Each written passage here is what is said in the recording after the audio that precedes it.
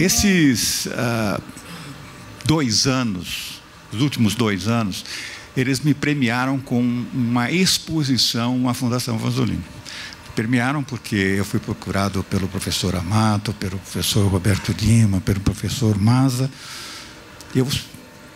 que me deram a oportunidade de ter outras visões, de ter outras conversas, e nós tivemos múltiplas conversas sobre um ponto de contato que existe entre gestão de projetos, um foco da engenharia de produção da Escola Politécnica e a gestão hospitalar.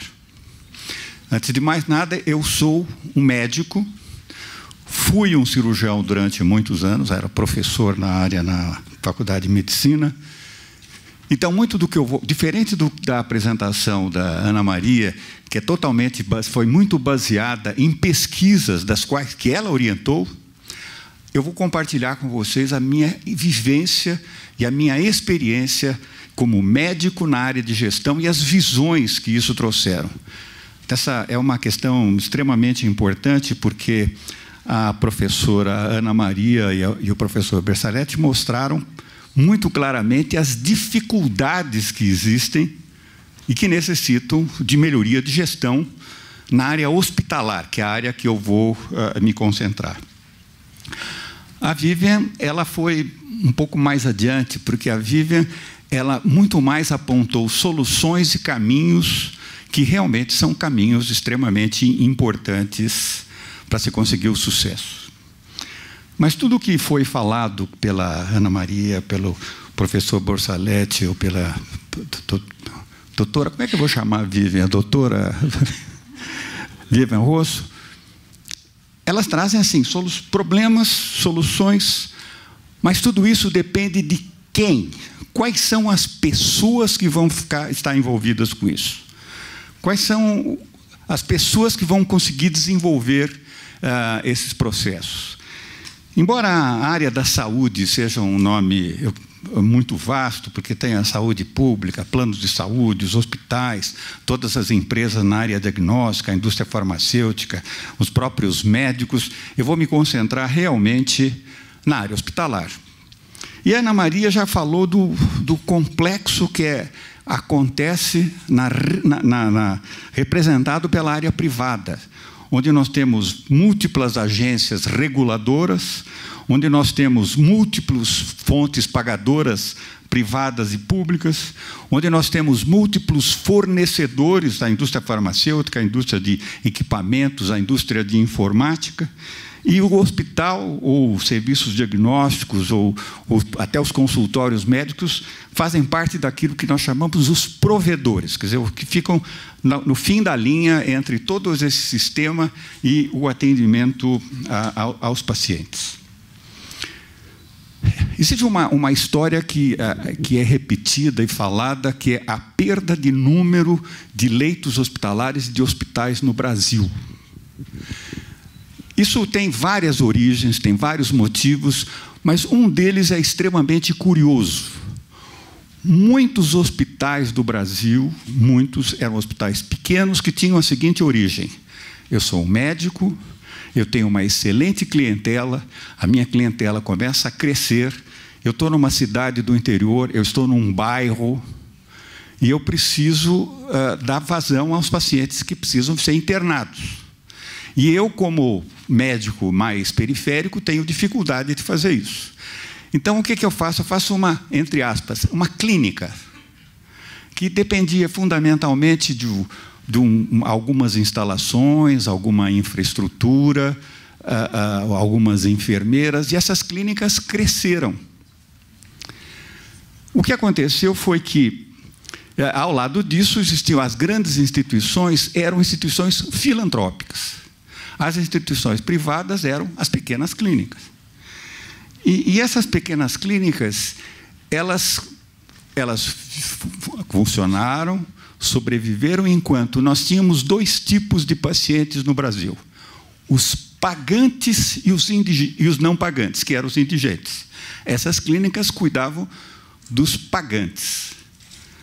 Quando a situação começou a mudar, e começaram a aparecer os planos de saúde como intermediário, quando começaram a aparecer as regulações, quando a assistência à saúde no Brasil foi generalizada para toda a população e depende da decisão do indivíduo se ele vai querer ser um dependente da saúde pública ou da saúde privada, essas instituições começaram a enfrentar muitas dificuldades.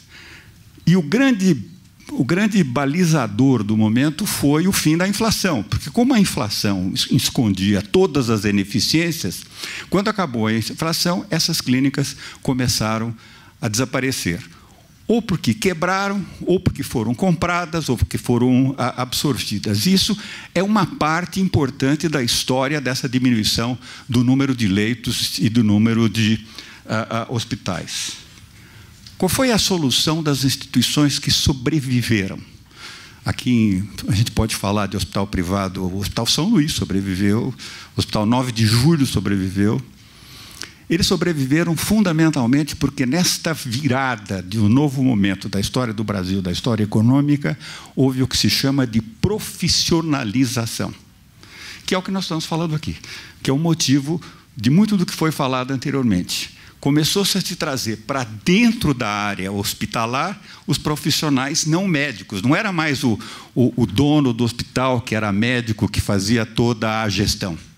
Começaram a trazer os administradores, os engenheiros, os financeiros, os especialistas em recursos humanos, e a coisa começou a evoluir.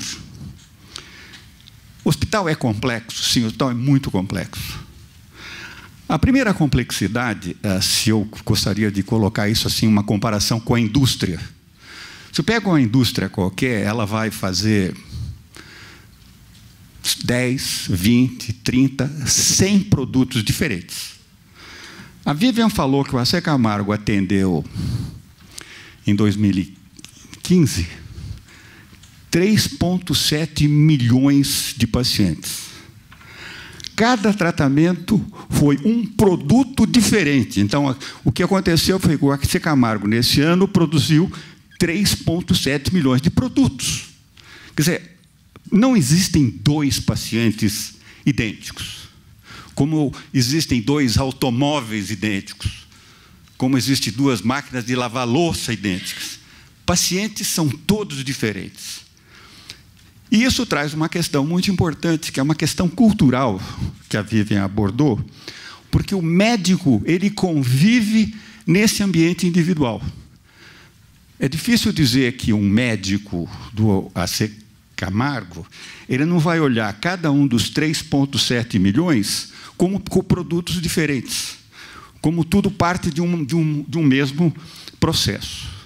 Aí eu tenho uma diversidade de fontes pagadoras, eu tenho edificações extremamente complexas e em constante mudança. O hospital nunca, do ponto de vista de construção civil, ele nunca se encerra. No dia que ele é inaugurado, no dia seguinte já tem quebra de parede e mudança de portas. Nós temos desafios logísticos complicados, porque a área hospitalar ela é a recordista do número de insumos que são utilizados. Os processos são muito complexos pela complexidade do paciente. Os investimentos em tecnologia são de investimentos muito altos para o tamanho da economia do hospital, e eles estão em constante inovação. Comprou uma ressonância magnética hoje, o último modelo, em poucos meses vai existir um modelo diferente, com mais capacidade, e médicos demandando pelas mais capacidades. Os custos são altos, todo mundo sabe disso, e existem muitas dúvidas a respeito do futuro. Quer dizer, quando se faz planejamento estratégico na área hospitalar, existem sempre as dúvidas de como é que as coisas vão evoluir do ponto de vista tecnológico, do ponto de vista do financiamento de tudo isso. Quem é que faz a gestão disso tudo? Veja, nós temos os profissionais de saúde que em geral, não têm a mínima noção do que significa a palavra gestão. Como eu disse, eles estão olhando dos 3,7 milhões pacientes, estão olhando cada um deles.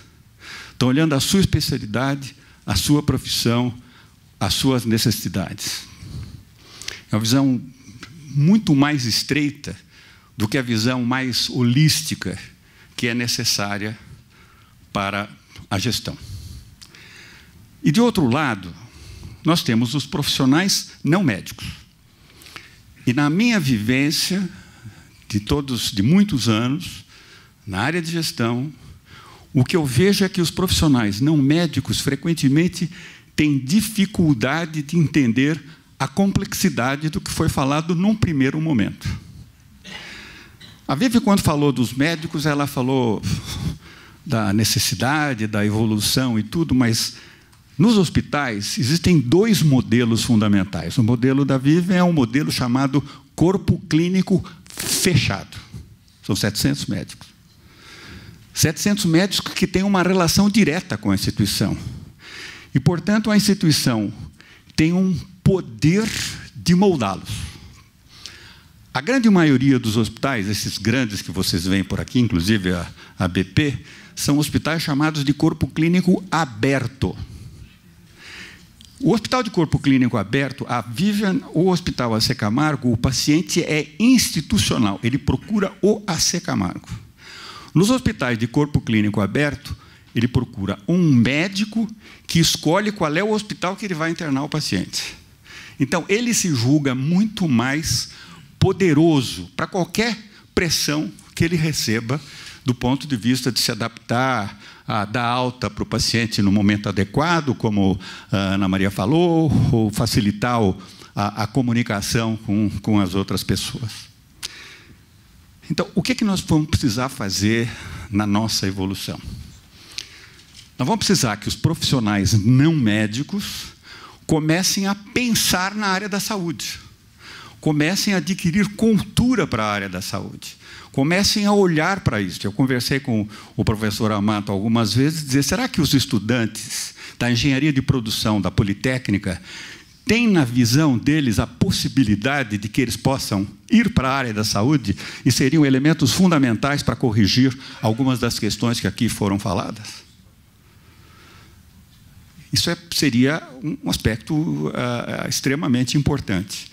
Quem olhar a UOL hoje vai ver a figura da Denise Santos, que é a CEO da Beneficência Portuguesa. É engenheira. A Vivian é administradora. O Henrique Neves, do Einstein, é advogado. O Luiz De Luca, de todos os hospitais da rede A1000, é engenheiro. O Paulo, que está como superintendente lá do 9 de julho, é engenheiro. Quer dizer, isso é a realidade. A área hospitalar está trazendo e está atraindo os profissionais não médicos. Agora, de outro lado, nós também vamos precisar começar, pelo menos, a ser mais cuidadosos nas escolhas das nossas lideranças médicas, no sentido de que eles entendam um pouco de gestão. Porque o que é uma liderança médica? É um indivíduo que se destaca pela sua atuação médica.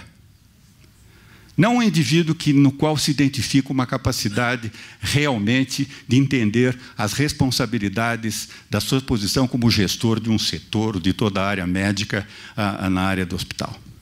Então, é desse encontro dos profissionais não médicos que tenham entendimento da área hospitalar e dos médicos que têm o entendimento de gestão, é que eu acredito que nós vamos poder evoluir para corrigir alguns dos problemas que aqui foram assinalados. Muito obrigado pelo convite.